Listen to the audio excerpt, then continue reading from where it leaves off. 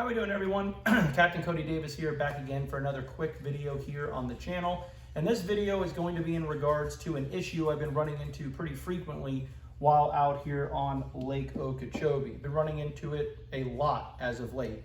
And if my dog barks at the guys working out in the middle of the street one more time while I'm doing this video, I'm gonna have one less dog. So bear with me if I seem very impatient, because this is probably my 25th time trying to do this. Don't you even think about it. All right, so for those of you that don't know, the lake level right now is at about 14 3/4 foot above sea level, which is still in the grand scheme of things a high lake, but it's not nearly the level that we've been accustomed to fishing over the past 6 months. We're coming off of, which in my opinion is probably one of the highest lake levels that I can personally remember in probably the last 10 years or so. The lake was up and over 17 foot at one time this past summer. So the lake's coming down. It's been gradually coming down over the past 6 months, but now they've really got the plugs pulled. They're draining her out, getting ready for the upcoming rainy season, which I'm very happy about. You know, our lake's been getting beat up by heavy winds with the high water. We've been drowning out a lot of our new grass that's finally coming back that we've worked so hard to get back, and a lot of it's getting beat up and drowned out. So I'm happy that the lake is lowering at a fast rate. The problem is, you know, now it's not really a problem, but it's still a safe level to navigate without any question. But now is when you got to start getting into the habit of thinking twice about what trails you run, where you get up on plane, where you don't get up on plane, where you come off of pad, things like that, because, you know, now that it's dropping so fast, being off the lake 5 or 6 days may mean the lake level is going to drop 2 inches till the next time you come back, which on this lake is a lot. So I've been getting a lot of questions, or a lot of people requesting, you know, coming down, bringing their boat down for a week and a half, 2 weeks or so, and wanting to book me for their first day out on the water so they can kind of get the lay of the land, get the layout, see what's safe to navigate, what's not safe, things like that. And for the most part, I've been booked up, so I've been letting people know the lake's plenty high, you have nothing to worry about, you really can't hit anything. And as of right now, today, while I'm making this video, that is still true, but another 2 or 3 inches or so, and then you got to start really having your wits about you. But the problem I've been running into out here on the lake is, well, first let me say this. A lot of you are under the impression that these boating accidents or damages are done when you're running your boat at full speed up on plane at 70 miles an hour. And yes, that does happen on certain navigational hazards out on the lake. And I've pointed a lot of those out. I don't know why we hung this so low.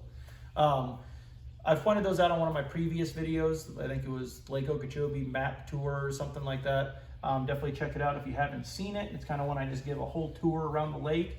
But there are certain hazards that you do have to be careful of hitting while running on plane, like the rocks at the end of Indian Prairie Canal, obviously the Spoil Islands and the Clewiston Channel, Bear Beach Channel, the reef going across the lake, things like that. But a lot of the damages that happen, more accidents that happen, or I shouldn't say accidents, but damages that may not harm you, but they definitely harm your boat and your wallet, are the ones that happen when you're coming off of plane, when you go to jump up on plane, when you're running slow in a backwater area. And that's the kind of the issue I've been running into while out here on the lake. So like I said before, we're coming off of an extremely high lake. And over the past 5, 6 months, 4 months, me and you know, myself included, and most people I know have been spending most of their time fishing the lake from here on the west side of Rhode Island all the way up here to Eagle Bay, Kings Bar, this whole west side of the lake. And the reason is because you can see there's a lot more grass on this side. You can get behind the hard line, find a lot of clean water, and this is where a lot of these fish have been going back to spawn and things like that. The issue is, and I get asked a lot about the boat trails on the lake when I have clients on the boat saying, hey, these boat lanes you're running, were they man-made? Are they, you know, dredged out by the Army Corps of Engineers? No. All of these boat lanes that we have that run behind the grass line are literally just one person just cut a trail, and then someone followed him or her, and they came back that way, and then over time another person took it. So all it really is just somebody just not giving a damn running, and other people doing the same over time. It's not any deeper, and they're not frequently dredged or nothing. It's just all that causes these little boat lanes in the grass behind the hard line here. It's just made by outboard motors and people repetitively running the same trails. Now, the reason these boat lanes are great are because on a day like today, when it's blowing 25 miles an hour out of the east, it is not only stupid, it's extremely unsafe. Let's just say if you put it in Clewiston and you were going up here to fish Tin House Cove, for you to run the main lake. Probably 4 to 5 foot waves out here right now, if I had to take a guess. That's how you crack boats in half. That's how you sink a boat. That's how people die every year out here on the lake. So the benefit to having a big grass line on your lake is you can run these back trails, and you can the outside grass line helps beat those waves down, and you're able to navigate the lake safely to get up there, right? The problem is these boat lanes, let's just say right here in the west wall. If you come out of Clewiston Channel and you make a left and you go back here in the west wall, there's probably, if I'm not mistaken, 3 boat lanes staggered from each other going from the back to the outside. You got one way in the back, and there might be more than 3, and they just kind of gradually make their way out. The problem with the boat lanes, and they go all the way up the shoal, you know, then you cut out at Whiddens Pass. There's a couple that go through Bird. There's a bunch there's 1 or 2 that go through Horse Island all the way here up to Tin House and the whole 9.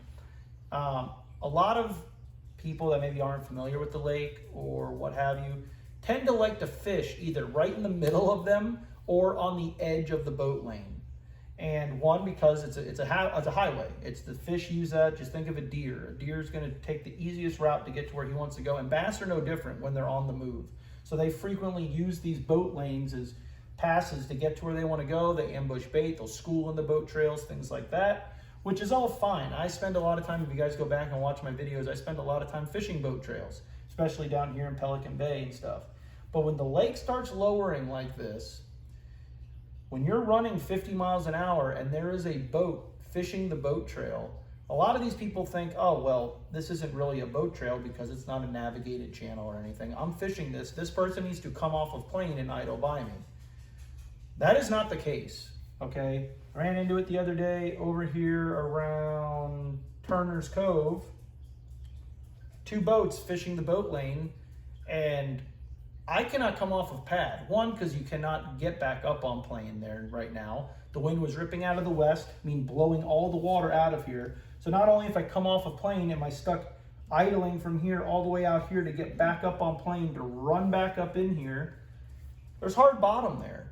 So if you come off of plane, yes, it's also going to take time away from your fishing day, which that's not the big deal. But when you come off of plane suddenly, if you don't have your motor trimmed up or anything, and even if you can and you do, that's when you hit, that's when you bend your prop ears in, that's when you rip your skeg off, that's when those kind of things happen.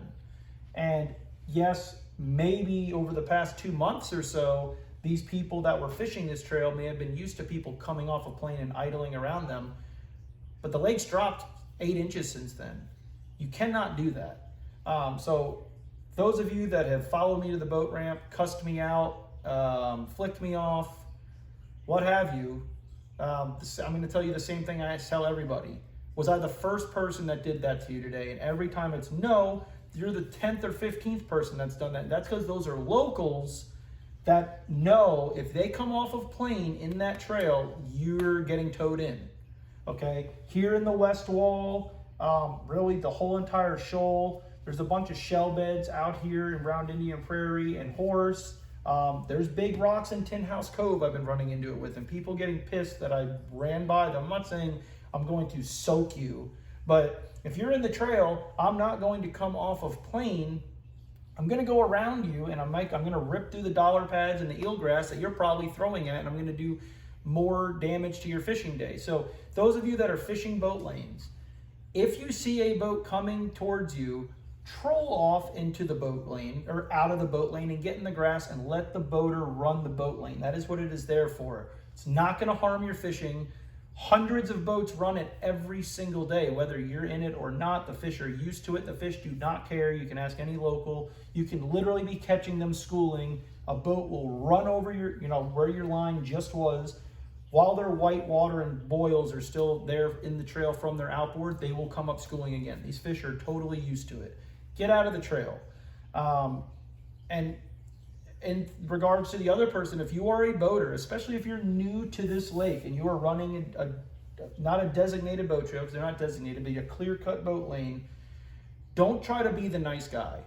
And I hate to say that right now, but if you try to be the nice guy and come off of plane, you're probably going to mess your boat up. You're going to bend, like I just said, you're going to mess up your skeg, you're going to bend your prop shaft, you're going to take an ear off your prop.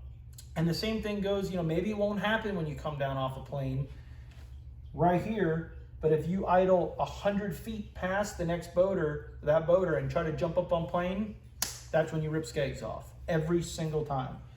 This whole lake is rock. Yes, there might be some mud and sludge and gunk on top of the rock, but it is a rock bottom. And a lot of people fail to realize that. So I've been having a lot of people, I shouldn't say a lot, but I've had a couple of run-ins where people either see me at the boat ramp, or maybe they're at the next spot that I go to, and they'll come up to me and be like, I didn't really appreciate you running by me, but little do they know that they're fishing over a rock bottom, and I cannot and will not come off of plane. So if you are in a boat trail, you just know people are going to run by you. Now, this is also speaking on a very rough day. If it's slick calm out here, 99% of the people are going to run across the main lake. Less of a hazard. You run way less of a chance of an alligator or a manatee coming through that narrow passway and you hitting it. It's much safer in that regard to run the main lake on a slick, calm day. But on a day that it's rough, people are going to be driving up and down these boat lanes that you may or may not be fishing. So basically, you got to put in your mind, you're in the middle of the road. If a car is coming, in this case being a boat, troll off and let the boats run through there. Don't make people come off of pad. And yes, you may be pissed off, but like I said, if you're the boater, in this case, that is running, don't try to be the nice guy. You'd much rather have a pissed off person that you're never going to see again than ruin your fishing trip down here for what might be a week or a month of you staying down here now that you've damaged your prop shaft, your lower unit, or ripped your prop off, because we all know how difficult all these parts and things are to come across right now. I just dealt with it when I hit the manatee right here in the west wall. I got the last prop shaft in the state. Yamaha told me it was going to be a 2-month wait. I can't afford that. So that's just something I'm saying, wanted to let you guys know. Don't feel like you're the bad person for running the boat lane and maybe pissing somebody off. And if you are the person fishing the boat lane, just get out of the way and let the boats and the traffic go by. But that's it. Other than that, the lake is coming down. Be very careful. We are going to start getting into our summertime patterns here, into the month of March. It's going to start happening. So start looking towards that outside edge anyway. We do have a lot of fish up and spawning right now as of last week. It's been cold, then hot, but every warming trend, we've had a ton of fish on beds. Literally, like I just said, all the way from Clewiston, all the way up here to the river. And a lot of people are figuring out a lot of fish here in Pelican Bay. I haven't been able to figure them out. I wish I could, because I literally live right here. It's much closer for me to go fish here with you guys and been driving all the way up here like I have been. So that's about it. Appreciate you guys watching. Definitely like and subscribe. I'll try to point out more things like this when I run into them out here on the lake.